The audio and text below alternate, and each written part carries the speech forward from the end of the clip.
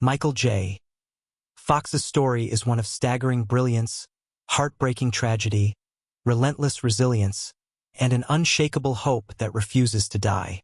It begins in Canada, where a small boy with big dreams dared to imagine himself on the biggest screens in the world. He left school early because acting called louder than anything else. He took buses across cities for auditions, sometimes hungry, sometimes scared, but always determined. Hollywood didn't just let him in, it gave him the keys to the kingdom. Fox wasn't just talented.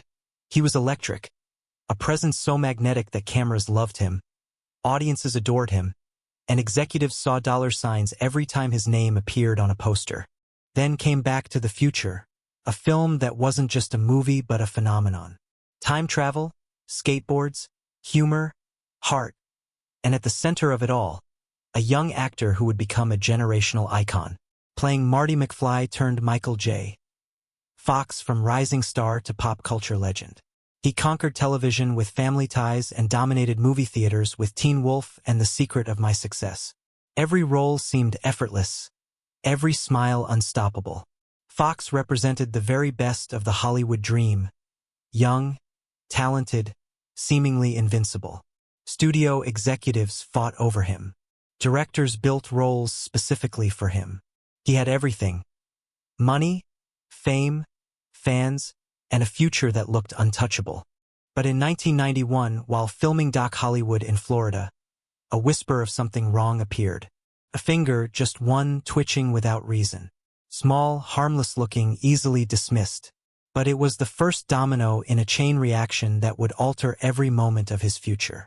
At just 29 years old, in the absolute peak of his career, Michael J. Fox sat in a neurologist's office and heard the three words that no young star expects. "You have Parkinson's." The words landed like an explosion. Parkinson's wasn't supposed to happen to young men at the height of their powers. It was an old person's disease, something that stole time from the elderly, not from a Hollywood golden boy still in his 20s. Shock turned to fear. Fear turned to silence. Fox chose secrecy. The entertainment industry was cruel to weakness. One whisper of Parkinson's could collapse everything he had built: the films, the deals, the financial stability for his family. And so he hid the truth even as the disease advanced behind the scenes. He learned to time his medication like an engineer, calculating tremor-free windows for shooting schedules. He hid shaking hands in pockets, gripped objects tighter to mask the trembling, and kept the cameras rolling while his body quietly rebelled against him. For 7 long years, Fox performed a miracle, maintaining a superstar career while privately battling a degenerative neurological disease that would only get worse. But silence has a cost. Those 7 hidden years weren't free. They were filled with drinking, with loneliness, with a gnawing terror that couldn't be shared. Fox drank not to party, but to numb, to quiet the internal screaming, to erase the countdown clock that only he could hear ticking.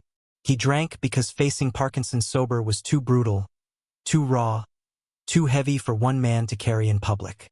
But even at his lowest, something inside Fox refused to give up. Therapy helped. Support from his wife, Tracy Pollan, helped. And eventually, Fox made the decision that would define the second act of his life. He went public. The world didn't turn away. It leaned in.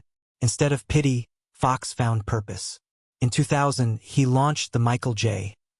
Fox Foundation, a scientific army built to wage war against Parkinson's. He redirected the power of celebrity, the money, the network, the influence into one mission: to cure the very disease that was destroying him. The foundation has since raised over $2 billion, funding groundbreaking research, clinical trials, and hope for millions.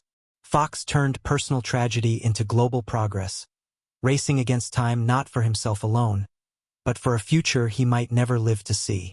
Meanwhile, he kept acting.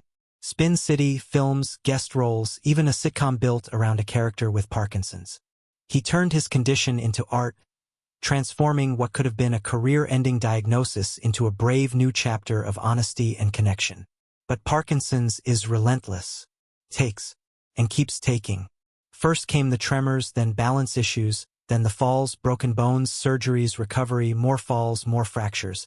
His body became fragile ground, every step a calculated risk, every day a negotiation between what he wanted to do and what his body would allow. By his early 60s, Parkinson's had claimed most of what Hollywood once loved about him: the speed, the timing, the freedom of movement. Even memory, sharp as a razor in his youth, began to dull under the disease's slow assault. Lines became harder to memorize, conversations harder to follow. Driving, guitar playing, hiking, all gone. Independence shrank. Privacy vanished. The boy who had once skateboarded across the big screen now moved carefully, every step shadowed by the risk of a fall that could end it all. But even then, he kept going. Fox turned his own decline into education. Public appearances became lessons, living proof of what Parkinson's looks like in advanced stages. The BAFTA Awards in 2024 saw him appear in a wheelchair to present Best Film. The standing ovation was thunderous, not just for the star he once was, but for the fighter he still is. It felt like a farewell, not because he was done, but because the world recognized what he had given, what it had cost, and how much courage it took to keep giving anyway. And yet, through it all, humor remained. Gratitude deepened. Even as he admitted, "I'm not going to be 80, Fox's interviews revealed not despair but acceptance. A kind of calm born not from giving up, but from knowing he had already given everything. He no longer measured time in decades or years. He hoped for months, celebrated weeks, and found meaning in days. Each morning he woke up was an achievement. Each night without a catastrophic fall was a small, quiet victory. The Michael J. Fox Foundation continues its mission with unprecedented urgency, funding biomarkers, deep brain stimulation improvements, gene therapy, and experimental treatments. Each new paper, each new breakthrough, each clinical trial represents hope. Maybe not for Fox, but for the millions who will face Parkinson's tomorrow. He built something bigger than a career.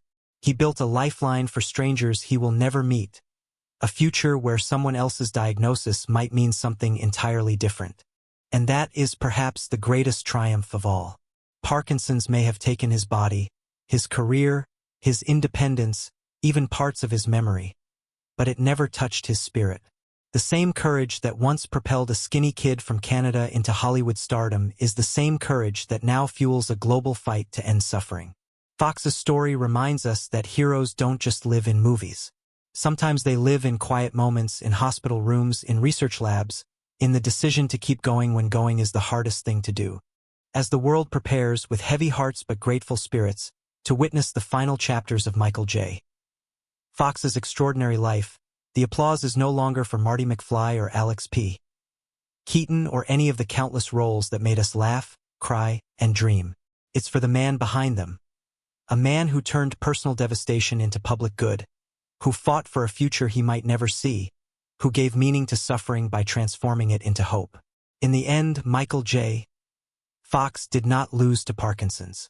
He beat it in the only way that truly matters, by ensuring it will not beat everyone else.